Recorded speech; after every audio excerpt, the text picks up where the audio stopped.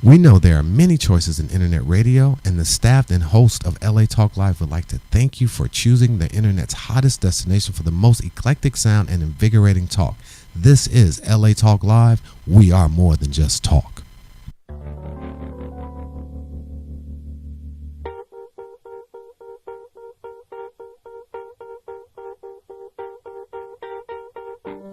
Birds flying high, you know how I feel. Sun in the sky, you know how I feel. Breeze drifting on by, you know how I feel. It's a new dawn, it's a new day, it's a new life for me. And I'm feeling good.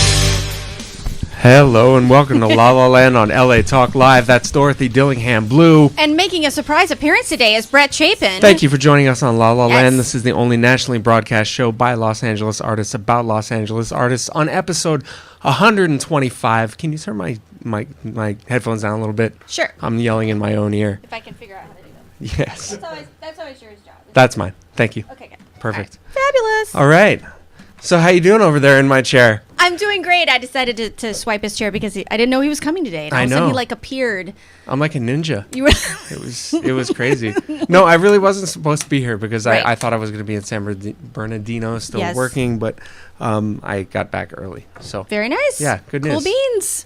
good to see you. Yeah, We good didn't to see see you you too. last week. That's right, because I was at the table read for the new web series that starts production in January, ASK, What Could Be the Harm? And joining us today on the show is the creator, Julie Simpson, as well as many, many cast members All these people and our over here. producer as well. And we also have a fantastic guest, Ruthie Otero, who's joining us today. So we've got a party. It's like a pre-holiday party here. I'm wearing my antlers. Like, we're all excited. No, is this our Christmas episode? I guess this would be our holiday Christmas episode. Yeah. Yes, and I'm Good on stuff. a plane at 4:00 today, so this is how much I love you people. This is really our I'm holiday episode. Woohoo! Here we go. Nice. You know what I realized too? What? On Monday is the 4-year anniversary of La La Land. No. Or it was. Yeah. Wow, that's 4 big years. stuff. Yeah. That's so big it's our stuff. Christmas episode and our anniversary episode leading up to 14 more episodes in episode 200. Yeah, We we're need to have almost a party. there. We need to have a party. We've been and talking about this for a while. It's true, and we're coming up on my 2-year anniversary of being co-host. What? January. What?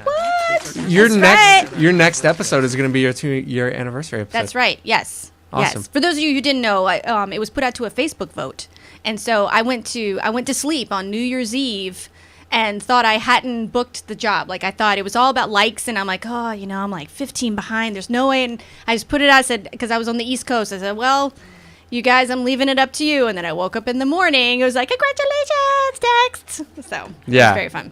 Good stuff.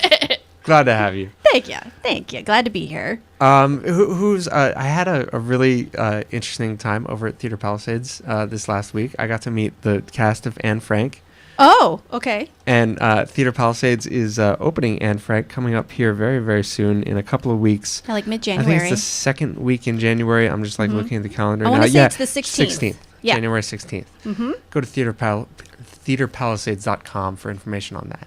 Excellent. Yeah. Excellent. Yes. And a lot of stuff going on. We've got, let's see, Matt Crabtree. He's closing out Santaland Diaries by David Sedaris this weekend. Closing out also is Putting It Together over the Chrome Loom Theater.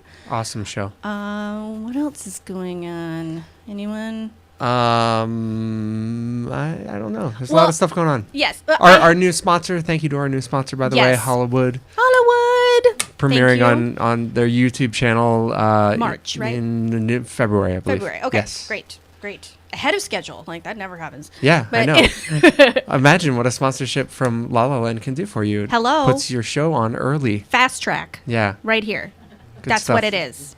Now, I want to take a minute. Wednesday night, I went with a group of friends over. We were hanging out at a mutual friend's house, and we watched what she and many people had called the Pep-isode. So Naomi Grossman, who was my first guest. Oh, yeah, she had that a big booked, episode. Yeah, that I booked. She at the time she was on American Horror Story Asylum, and then she became the first character to appear in 2 seasons. She's also been in Freak Show, American Horror Story Freak Show, and the show itself is quite gory, which is not my cup of tea. And so watching it has been a little laborious. You know, you do it because it's your friend, but she's also her character was very much in the background, and so I was becoming very annoyed. But this week gave her her origin story and how the beginning of how Pepper came to be part of the Freak Show and how she eventually became part of the asylum was explored in this one episode. And her character is a microcephalic who does not have a lot of language.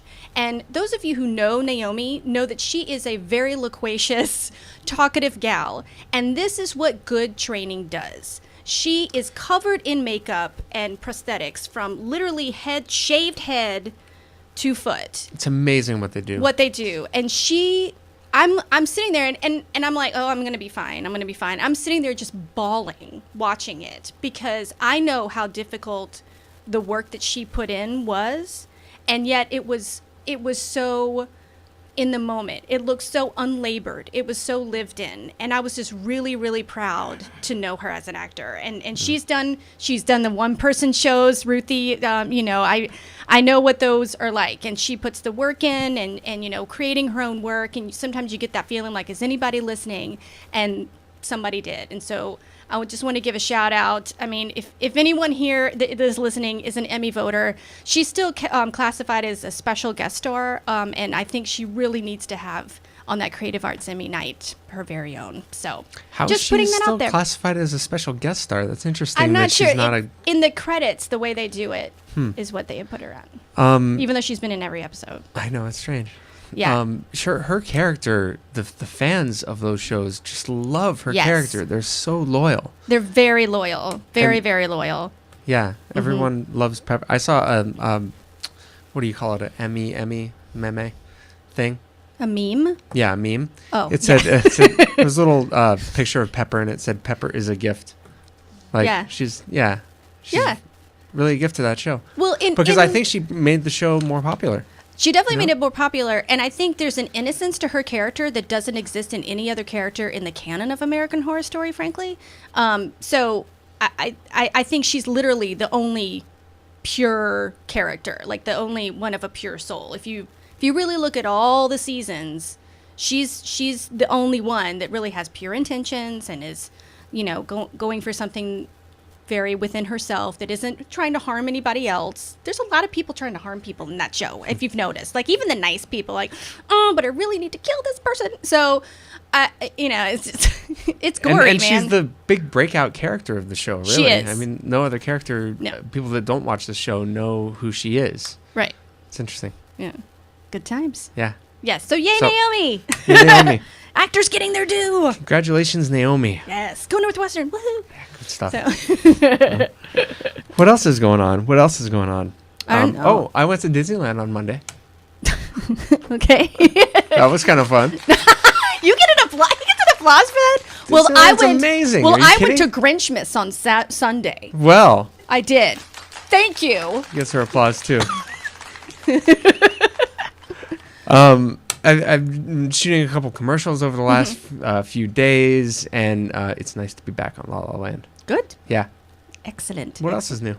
That's it. I mean, I start rehearsal for Doo Wop Wed Whiting Hood next month with Theater Palisades Youth, and that'll be fun. That goes up in March, so we'll keep you abreast of that. We'll of course have guests from there singing doo wop and Yeah. all that stuff. And have you casted it yet? Oh yeah, it's all cast. It's all cast. Okay, Totally good. cast. Yes. Good stuff. Can't wait to see it. TheaterPalisades.com for information on that. Well, I think Is that about it there? That's about it. Let's All take right. a break, and we'll be back with Ruthie Otero. For information on us, you can go to facebook.com/LaLaLandTalk, Twitter at twitter.com/LaLaLandTalk. You can also send us an email at lalalandtalk@gmail.com, and we will be back on La La Land Talk right here on LA Talk Live.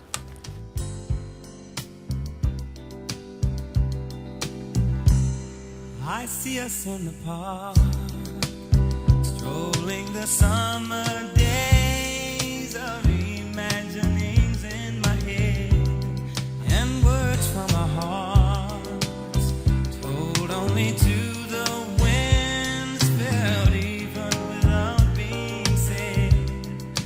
I don't wanna bore you with my trouble, but there's something about your love that makes me weak and knocks me off my feet. There's something about your love that makes me weak and knocks me off my feet. Knocks me off my feet. I don't wanna bore you with it. Oh, but I love you, I love you, I love you. I don't wanna bore you with it. Oh, but I love you, I love you, I love you. More and more, we lay beneath the stars, under the lover's tree that's seen through the eyes of my mind. And I reach out for the part of me that lives in you, that only our two hearts can find.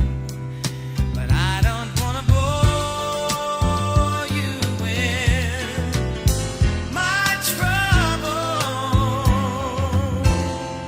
but there's something about your love that makes me weak and knocks me off my feet.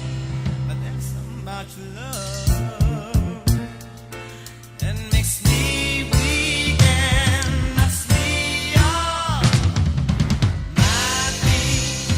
That knocks me off my feet. I don't wanna bore you with it. Oh, but I love you, I love you, I love you. I don't wanna bore you with it.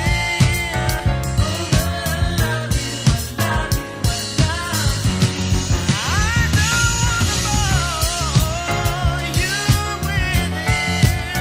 Oh, but I love you, I love you, I love you.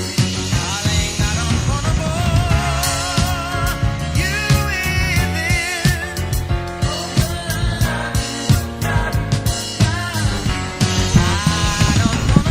Welcome back to La La Land on LA Talk Live. That's Dorothy Dillingham Blue. I'm There's Brett Chapin. Chapin. Haha. And across from us now is Ruthie Otero. Hello. Hello.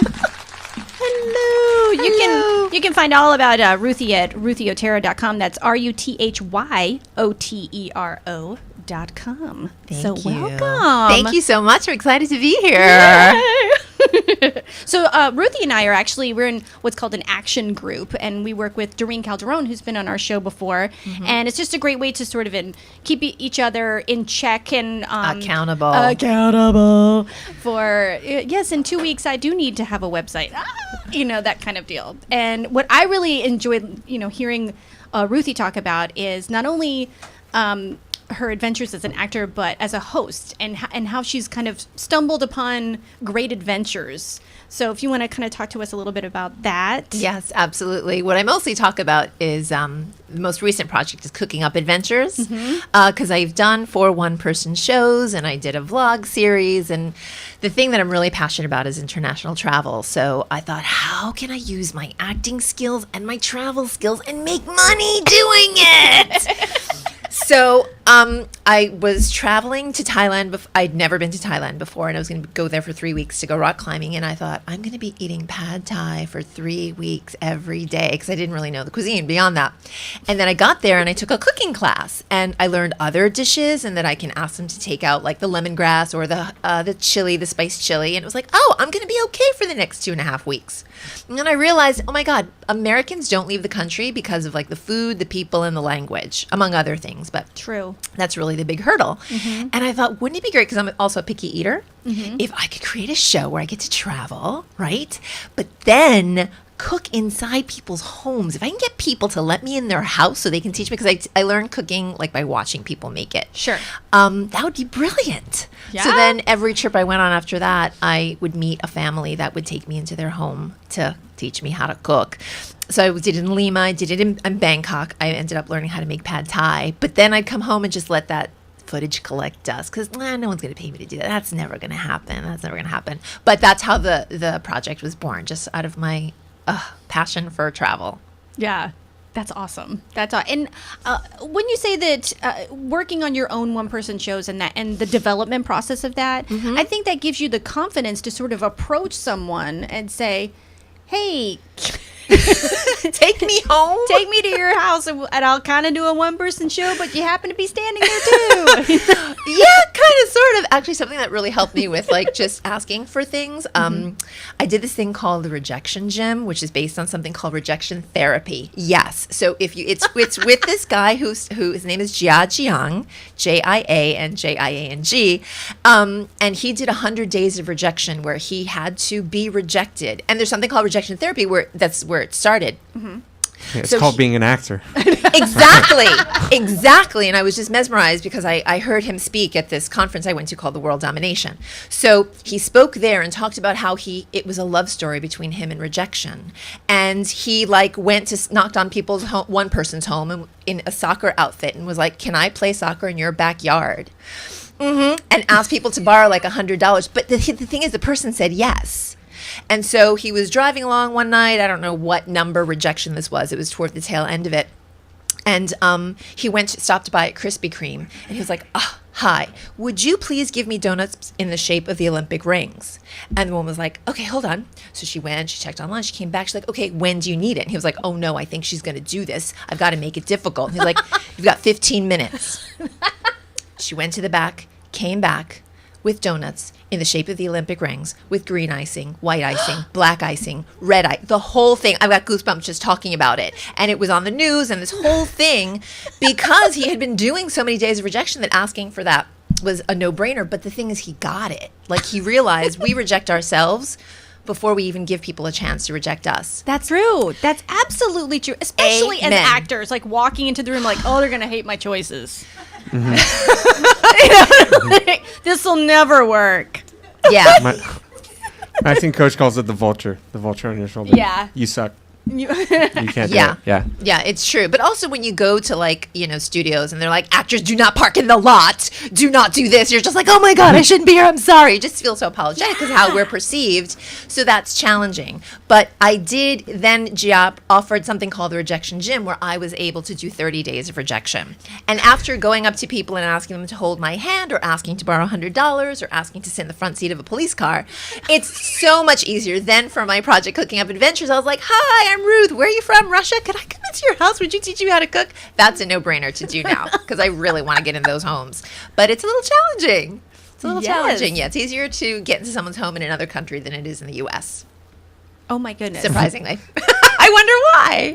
Really? A Well, little more open out there. I did an exchange in Russia when I was in high school. Oh my God. Yes. And mind you, this was this was in 1990. Like, we're talking glasnost and perestroika, and it was still called Leningrad, like the whole 9 yards. And I'm a teenager from South Carolina living in Russia. How long were you there? I was there for a month, Oh my God. going to school and the whole love thing. it. Yes, and people were like very welcoming. Like, if it was anywhere close to tea time, everybody's there, and all of a sudden there's these pastries coming all over the place, and it was way more welcoming than I had anticipated, because they were all everyone kind of said, well, they may not invite you into their homes, but the whole idea is that they even if they didn't have the gross amount of supplies that we do here in America, they were always willing to share exactly whatever they had. That was bar none what they wanted to do. And before you left, with the communist regime, there was no religion. So, but before you left, instead of doing, say, a wishful prayer or to send them off, you would do a sit. You would sit, and everyone would be silent, and then you could leave. How long were you silent for? Not long. It was like 30 seconds. Can we do that right before I leave? Okay. Okay, good. Okay. So wait, what was your favorite food? Oh, it was definitely morožnoye, which is the... Well, I'm going to write that down. Morožnoye. That is the Russian ice cream. And even when it was snowing and it was cold there, I loved it. There was something very unique about it. It was it wasn't... Does it taste like ice cream or frozen yogurt or... It was kind of a gelato? mix of ice cream and gelato. Like it was somewhere in between. And what you could do, you could buy it already sort of in, the cake cones, but it just had a little peel off thing. Mm-hmm. You bought the cone and then you just peeled off the top and that was the ice cream and it went all the way down. Uh-huh. And it was just very delicious. What was your favorite flavor? You know what? Was there only one flavor? Yes. That's the thing. There was only, for the street vendors, it was like just the one flavor. And it wasn't, it was somewhere between chocolate and vanilla, but it wasn't it wasn't 100% chocolate and it wasn't 100% vanilla. It was a twist. It was perfect. It was sort of somewhere vanilla in the middle. lit. It was strange. That's smart. Chocula. And they were very funny about That's good. The families were very funny. Whenever I would hang up my coat wherever I was, and when I would leave, I would put my hands in the pockets, and they'd always stuffed a candy bar in there. They loved you because they didn't want they were like really afraid that we would come back skinnier to America than when we left, and so they were very conscious about keeping us kind of fat. And smart. I grew up dancing, so I'm like, but yeah. So that was. What was the chocolate bar you found in your pocket? Oh, it was a dark chocolate. It was Do you remember delicious. the name? I do not. Okay, so you ate a lot of them though. I tried not to. Oh, okay. That's great. But I shared. So no, that's what I love about international travel. The first time I went to Europe, I couldn't believe that people really would welcome me into their home. And they'd be like, "Yeah, stay with us. We'll show you around." That doesn't happen here. I mean, I'll meet someone's like, "Nice to meet you. Stay away." Yeah. But around the world, and maybe it's because the American, they want to know about things American, but generally they're just so welcoming and warm and want to know about. Yeah. And they share about their culture, and I love it. I think there's something kind of California about that too. I mean, because I grew up in the South, and there was always somebody staying at our house, and there was just always somebody there. It was, we actually, because we had done the exchange, we had the Shamil Yagudin, he was the ballet master for the Bolshoi at the time, and so he came in and trained some of our dancers in Colombia, and they're like, Dorothy knows some Russian. So they're like, you can stay with the Dillinghams. And I'm like, oh, hey, Mom, we're hosting the Bolshoi ballet master. Nice. And she didn't even question it. She's like, okay, well, we'll just get some more cheese. That's all you do. That's nice.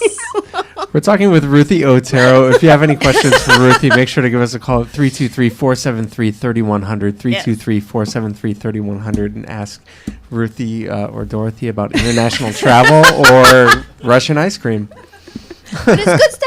Now, I remember watching a video yesterday. You were talking about your mother and ESL and adult education. Can you kind of enlighten us a little on that? Yeah, my B job a couple of years ago was teaching English as a second language. And basically I did that because I want to travel the world, and that was the closest way I could feel like I was doing that and still be in LA pursuing acting. But my mom, growing up, she's from Puerto Rico, so she hated, she was a registered nurse and everything, but she just hated speaking English. So, I'd help her pronounce things like, it's not shit, it's sheet, eat, the difference in E. Anyway, so I was teaching English as a second language, and I loved it. And because, again, meeting people from all over the world. And the funny thing was, I wasn't teaching English second language. I was mostly life coaching. I would bring the artist's way and try to teach them those words follow your dreams, you must. So I was sort of doing ESL, but it's mostly life coaching and getting them to do what they wanted to do with their lives. So they got way more than they bargained for. Way more than bargained for. And I loved it because it was more like edutainment than school learning. They're adults, so you have to keep them interested and awake. Yeah, definitely. Yeah. It's What's your favorite country that you've been to? I'm sure that's hard to pick, but it is. Name a few then. Well, the last one I went to was Colombia, and they were so lovely. I had no idea, because, Colombia, oh my God, a woman alone. But they were very welcoming. And of course, all the stuff that had happened with the narco traffics, all of those people. The government has really taken care of it, but they were the nicest welcoming people. I needed help. They were willing to where's this such and such restaurant? Like, come here, I'll take you. And this one woman on a scooter took me, and I was like, do I have to pay you for this? She's like, no, bye. Dropped me off and just left. And that was really surprising. So I love Colombia, and I want to like let everyone know it's safe to go. They're lovely people. And South America is like uber affordable. So. And Thailand is a favorite just because they're also very kind. And see, with them, it's like, well, they're Buddhists, so you kind of expect them. And culturally, I thought that. And I don't know what the deal is with Colombia because I've also been to other South American countries, Argentina and Chile, and it wasn't that thing. Because when I came back, a friend was like, isn't everybody in other countries nice? I'm like, no, they're not. Actually, Cambodians weren't the sweetest people in the world. Sorry, I love Cambodia, though. I would go back. But Vietnam was surprisingly, I'd go back to Vietnam. Yeah. Okay. Yeah, so it's hard to pick a favorite. And people are like, where do you want to go next? I'm like, oh, yeah, next. Like, what's next? I don't blindfold me and dump me somewhere, and I'll be happy. Yeah. All right. Well, internationally. Well, yes. Yeah. Right. Yes.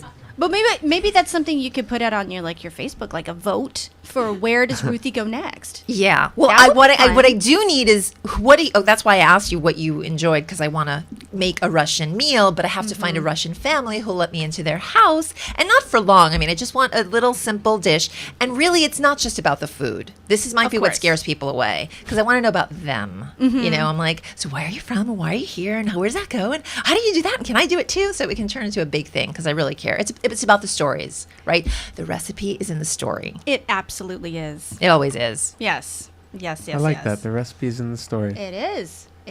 Now, if people want, are any of those episodes up yet? Yeah, they're on ruthieotero.com. Okay. And I'm designing a cookingupadventures.com website, but also you can find me on Facebook at Cooking Up Adventures. Okay. On Facebook. Excellent. Yes. Please let me know what you'd like to see me cook with someone, a home, and if you're willing to do it. An immigrant. I want immigrant families. Yes. Yeah, that would be the right. I'm trying to hook criteria. you up with the Indian. Yes, girl. Please. Yes. Oh yeah. I appreciate that. Yay! Well, thank you so much for joining us today. Thank you for having me. I really appreciate it, guys. This was fun. And again, you can find out more about Ruthie at ruthieotero.com. That's RUTHYOTERO.com. We'll also put that, I think it's already on our Facebook page. So you can find that link there as well. Thank you. All right. Whoop, whoop. And so next up, we're going to take a little break. And then we'll be back with the creator and cast of ASK. What could be the harm? And if you have any questions for them, make sure to give us a call at 323-473-3100. We'll be back on La La Land on LA Talk Live.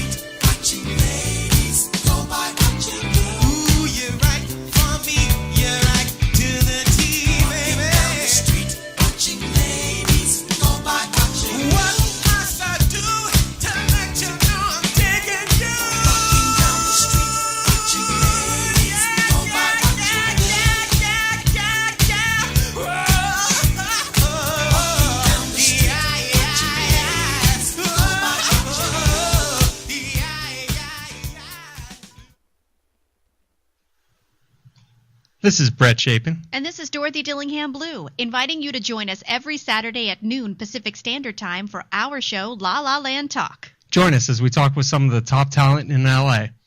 Artists' untold stories, your phone calls, and live on-location broadcasts have made La La Land one of the best sources in LA for everything entertainment.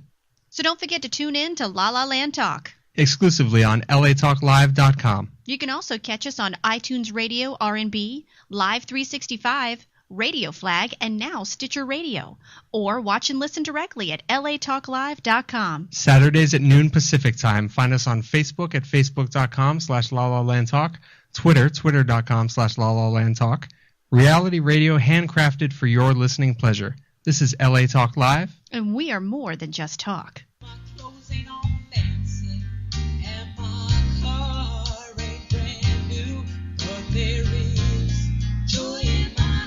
Hello, I'm Joel Ramirez. And I'm Lolita Robinson Coppage, and welcome to Joy in My House on latalklive.com. Inspirational radio with a touch of recovery. A reality show where nothing is left unsaid. And no one is insignificant who says it. Exclusively on latalklive.com. You can also catch us on iTunes Radio R&B or watch us on Ustream TV. Reality radio handcrafted for your listening pleasure. This is LA Talk Live, and we are more than just talk.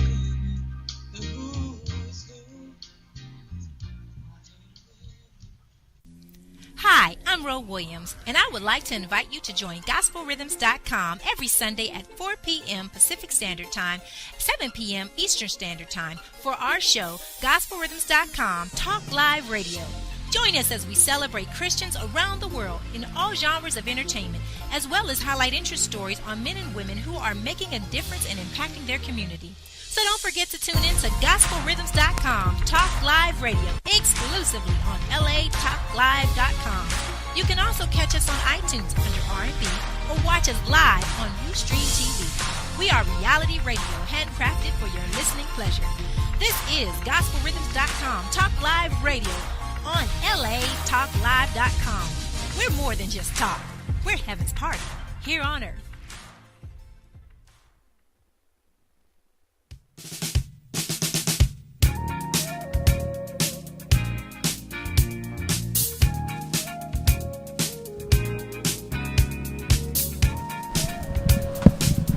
Welcome back to La La Land on LA Talk Live. That's Dorothy Dillingham Blue, and I'm Brett Chapin, and this table has a lot of people at it today. Yep, we do. We have creator Julie Simpson and many members of the casting crew of ASK Ask What's the Harm. So, this is the web series that I just joined. I'm very excited. And so I really wanted to bring everyone on because we had our table read last week. And I don't know, sometimes you go to these sit downs and everyone's kind of eyeing each other, and I didn't, and that was the thing, is like I got there and I'm looking around, I'm like, we're all a bunch of goofballs and this is going to be fun because we're clearly all here to work and do great performances and great work, but we don't take ourselves that seriously, thank God. So and I this was just a huge surprise to me, so I'm like, yes. So let me first ask Julie, so the seeds for this, so that you can give us a little background about what the show is about. Well, it's about serial killers, because ASK stands for Association of Serial Killers, and one day I was watching a documentary on serial killers, and I thought, you know what? I just watched one on self-help. I'm like, wouldn't it be funny if serial killers were in a group where they helped each other out with their problems? And it just kind of dawned on me, so it started out in my stand-up, and the more I did it, the more I talked about it, then Adrian's finally, will you just write it so we can do it? And I was like, yeah, you're right, let's just do it. And so that's how it started, and I'm like, yeah, everyone needs help and everyone needs love, so why not start with these people? Yeah. And I think the whole idea that each of them has a code, or like a reason for doing what they do, and which is kind of the basis for what how you should portray a character is they have a reason behind what they do. But this one, I think it has a great basis that comes from the writing. Who was I talking to? I can't. Maybe we were talking about. It's going to be really easy to memorize these lines because they're written well. They're written like conversation, and sometimes you get sides. You're like. Is it Podolsky? What is it? And this, I feel like that the intentions of the character are coming from an actual place. So that's what I'm super excited about. Now, so you and Adrian, this is Adrian. So hi. Hi, everybody. Hello. And by the way, you can follow on Twitter at Ask What's the Harm. You can find out more, see how the production's going and when any episodes are released. And that's Julie Simpson. And then for Adrian, you can go to facebook.com/Adrian Pereira Actor. So tell us how you came on the scene for this. How I came on the scene. Yes. Okay. Besides knowing this lovely lady across from me forever, she like she said, we always talked about it. She talked about it. She kept writing down on cocktail napkins, what have you. And one day we were stage managing a show actually, and I was her assistant. So I said, this is bullshit. Get the damn thing on paper. Yep. Let's get this thing going. Let's just see what happens. And we had a lot of laughs, a lot of many laughs, and we decided why not take a chance and put it out there. I mean, what's the harm, right? What's no pun the harm? intended. Ask what's the harm. Right, yes. right. So and the series does initially really focus on your character Damien. Yes. Becoming part of ASK. Right. So It centers around him, or he's the hubcap of this wheel, so to speak. But as the story fleshes out, there's other things that are happening, not just about him, but about other people. So it's a very much ensemble cast here. Yes. Very much so. And that's how we wanted to initially keep it. And I have to say we have so far, And, we have a great cast, great bunch of people to work with, and they're just awesome. They're just an awesome group of people. What does ASK stand for? Association of Serial Killers. Serial killers. Yeah. Serial killers. That was the last thing I was going to guess. Yeah. And this is a comedy, by the way. Believe it or not. Yeah. Very much a comedy. dark comedy. Yes, very much a comedy. Yeah. But, As I said, I'm playing a serial killer, therefore it's a comedy. There you go. As she says in her Rudolph ears. Yeah, exactly. I know. Everyone should take me serious today, including TSA, because I'll be there in a few hours. Do not look out. Question seriously. Actually, just a quick aside. So I have a 6-year-old, and he's a runner. He's like, oh, look at that, and like runs. So for that reason, my husband and my son and I, we all dress in like coordinating shirts at the airport It's a safety precaution. And he recently grew out of the Superman shirt that we all wear. So this time we are in all Despicable Me. So if you're at LAX today and you see 3 people in coordinating Despicable Me shirts, that's the blues. Yeah. Nice. Yeah. Okay, so thank you, Adrian. And then, so Laura, you are one of our producers, correct? Yes. Hi. You are. And you can find more about Laura Thomas Ducey at laurathomasducey.com. Lara. Yes, Lara. Thomas. Don't call me Laura. It's Laura. It's Laura. It's Laura. But not Lara. Not Lara. I'm not from the East. No. It's Lara. Lara. Like Dr. Zhivago back to the Russians. Oh! Yeah. Anyways. Yeah, so I came on board to kind of help produce with this whole awesome project. I met Damien. I just called you Damien. I met Adrian. My goodness. Through some acting projects and whatnot, and he was like, "Hey, I'm doing this project. I think you'd like it. You should get involved." I was like, "All right, cool, sounds good. Sign me up." I didn't need too much, convincing, because I had met Julie at that point, and I was like, "Oh, you two are doing something cool. I want to do that something as well." That's the kind of thing to get involved with. So got brought on to just help with the project and website and locations and all that good stuff, and couldn't be happier. It's like I want to scream. It's so good. The script is so good. The actors are great. I wish everyone could have just seen the table reading. They'd be like, "Oh yeah, we want this on TV. We want to see this. This is what you sign up for." So, yeah. Very exciting. Very exciting. So then once you got like the producing together and you got the the initial scripts and everything, then it moved on to casting. So tell me about the journey of casting. Well, it starts out very gruelingly. You get on, you put it up there on all the websites, and you get over 3,000 headshots that we sat through. Me and Adrian sat through in front of the computer on a Saturday and just went through them. And it gets to the point where you're just like, yeah, if they don't have a reel, forget it. And then as we found people, we're like, oh, yeah, there's a look, and there's a look. And it's amazing when you get the look, you're like, maybe their audition isn't that strong, and then other people will come in and blow you away. And by the time we got to the callbacks, I pretty much knew who I wanted. And the fun thing is that this is the first time this has ever happened to me, but my first choice for every character said yes. And I was just like, this is going to be amazing, because no one was wishy-washy. Everyone was as excited as I was, because I know I called people and they're like, wow, this girl's like way up there excited. And I'm like, just so you know, this is where I am all the time. This isn't like medication or alcohol. This is me normal. Julie's at 11. Yes, I am at 11. So yeah, and I'm just excited that all of my first choices said yes. I've never had that happen. Cool. And it's just like, now I'm like, I want to film today. Yeah. Now, if I remember correctly, because I was trying to like go through and look at my old submissions, and now it wasn't really listed with names. It was listed as like woman 1 and woman 2, and what I liked about it was that it was more about who that person was than this made up name. That's kind of what I was like, oh, that's interesting. Huh.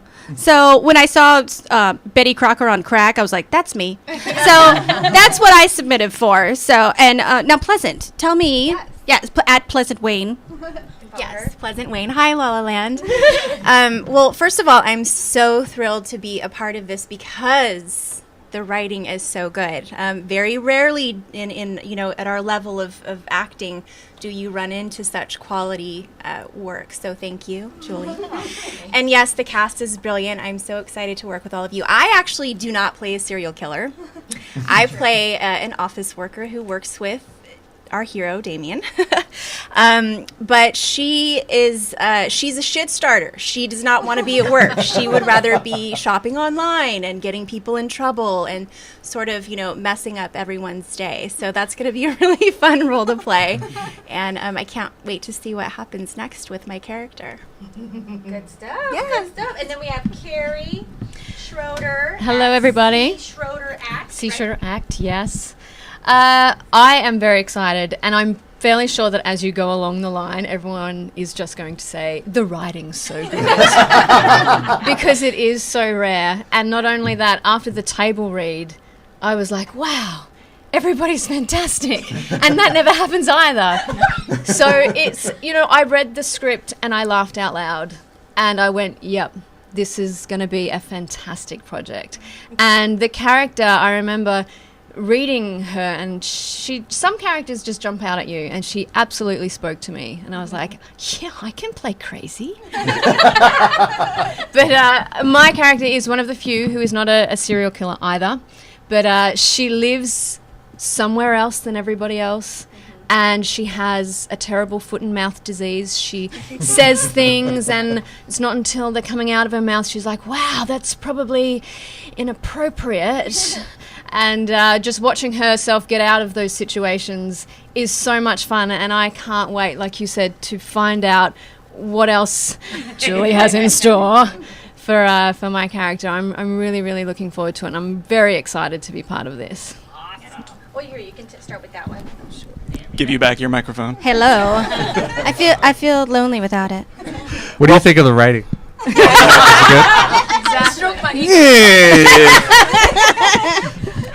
No, it's great. It really is great. I mean, Julie, I've known forever. I was actually in the original Ask we did a little bit before this run, which this run is by far great, so much better.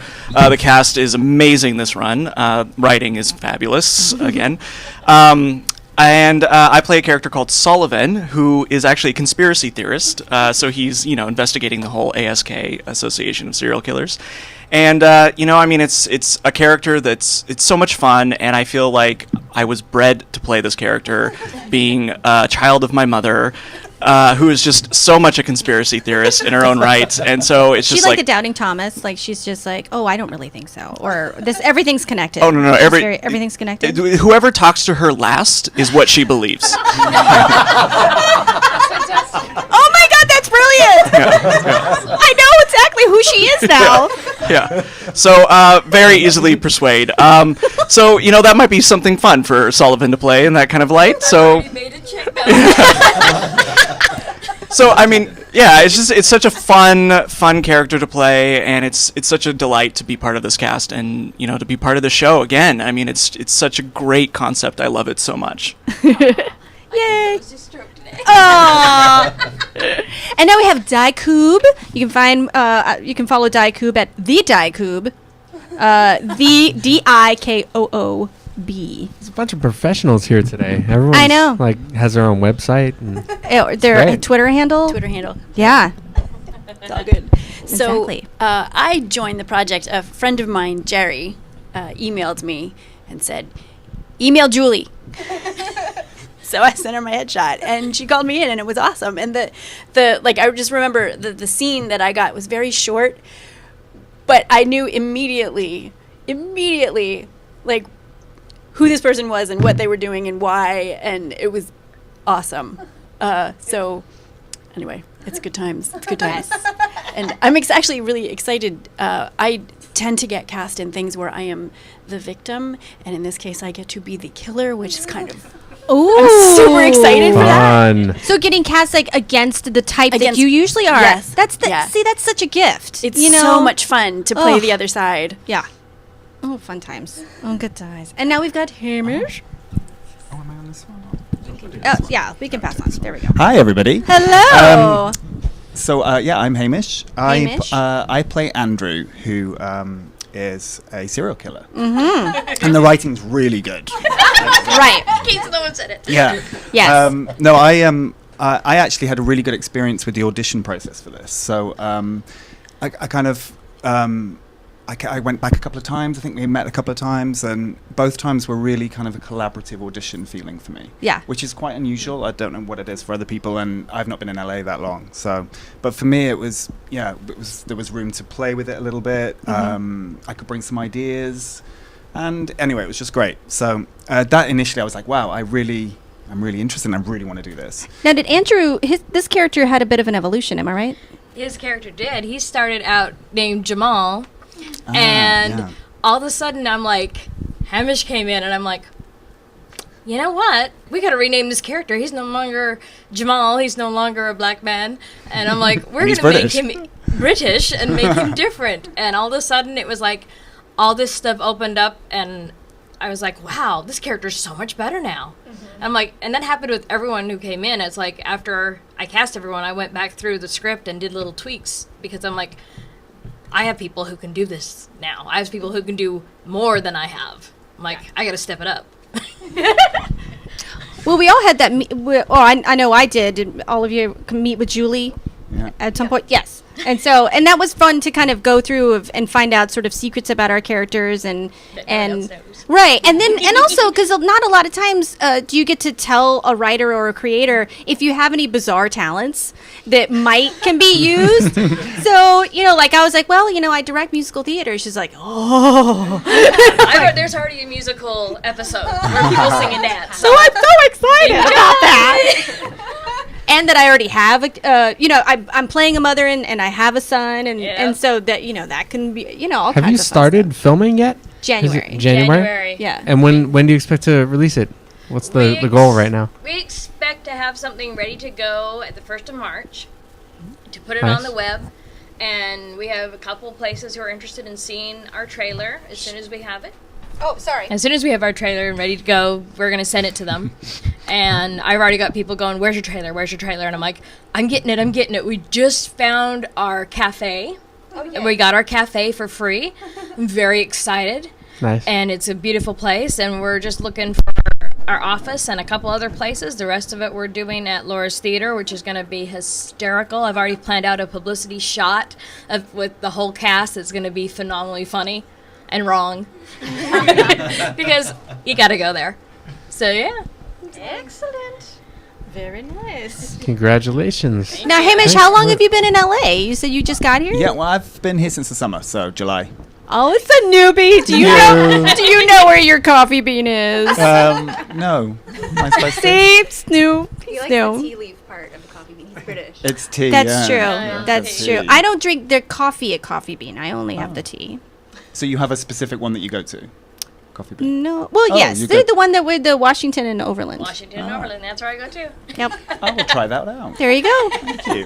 Good times. Product placement. Coffee Bean. Yeah, who knew we were doing that? We accept sponsorships. Coffee Bean. Totally. Or from Starbucks. I like their stuff too. Yeah. We have no preference. No.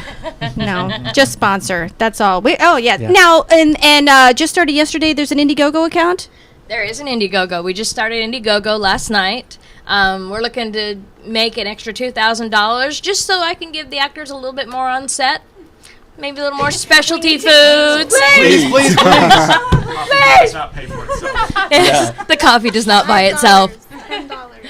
Is this everyone, by the way? Is this the entire cast? No. There are Okay. 20. Cast of 20. Not even half. Oh, okay. The cast. Yeah, a lot of Do you people. have Great. any room for me? No, really. No, I'm looking forward to seeing this. Well, you said it was sometime in March, right? Sometime in March, yeah. I'm hoping to put up the first episode in March, and if Crackle and or Hulu or Netflix or Amazon, those are the people I'm targeting. Put us on. Yeah, You listen. want us. I've got 10 seasons written. Wow. 10 seasons, yeah. How many episodes per season? 13.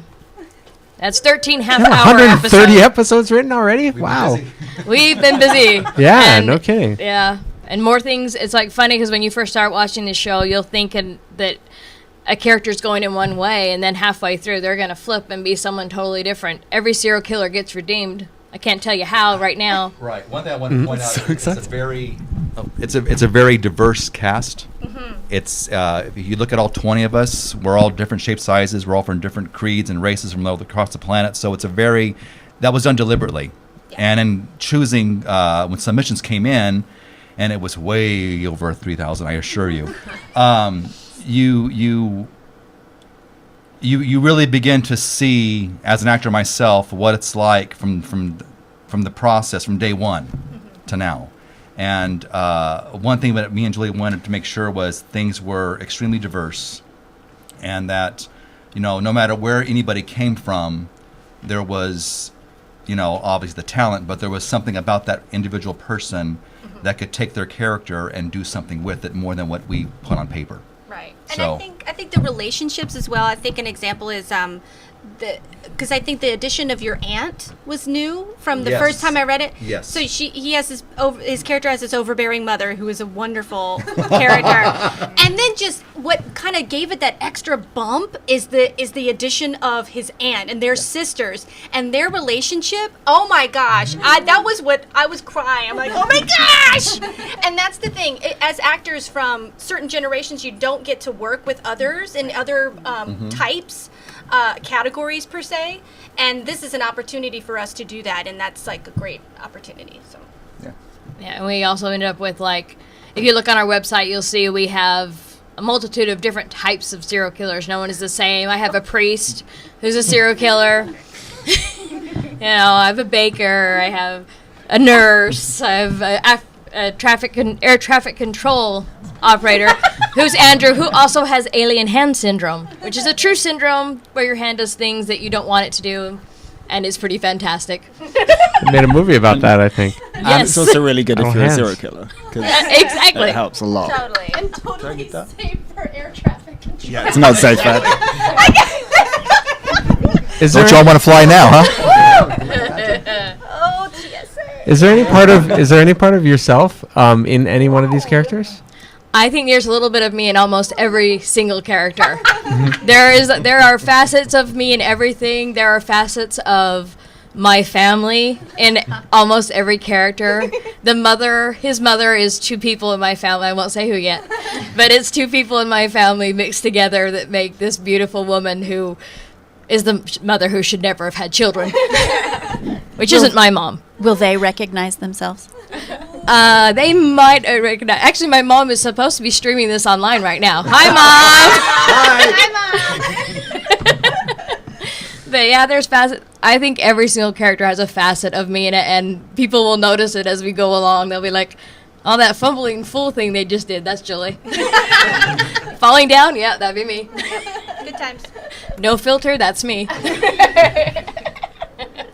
Oh, goodness. Well, I'm looking forward to seeing this coming out in March, right? Yes. And so you can keep What's track the of production on Twitter at Ask What's the Harm, and then the website itself is Ask What could be the harm. Yes, askwhatcouldbetheharm.com to see that. And we have our little Thanksgiving little teaser on there. That was hilarious to shoot, by the way. That poor chicken that was just like solely just damaged. And we had flies and we worked it in and it was fabulous.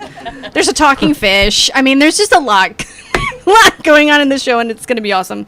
All right, so you keep track of that. I want to thank again Ruthie Otero for coming on today, and Julie Simpson, Pleasant Wayne, Carrie Schroeder, Andrew Stubblefield, Ty Koob, Hamish Sturgeon, Laura Thomas Ducey, Adrian Pereira, and that's Brett Chapin. Is this the most people we've had at the table? No, think? When you had all the Little Shop people, that was way more than this. Oh, yeah, and when you had the kids from Theater Palisades. No, I never have more than 4. Never had, but counting parents. There were oh, yeah, well, they were over there. Yeah. Remember, I had to, ring a bell to tell the, Little Shop people to switch places. So, I know. Ding, move. That was great. And they all got to talk. They did. They all got to say something. You get your 30 seconds. That's Bam! right. You know. That's how we do it here on La La Land. That's right. That's right. All right. So next week we're off. Yep. We'll be back January 3rd with a brand new episode of La La Land Talk on LA Talk Live. Merry Christmas and to Merry you, Brett Christmas Chapin. and happy Christmas episode and happy 2-year anniversary of La La Land. Yay! Yay! We will see you in the new year. Yes. So until next week, that's Dorothy Dillingham Blue. And there's Brett Chapin. And this is La La Land on LA Talk Live. We'll see you at the top in 2015. 2015, you guys.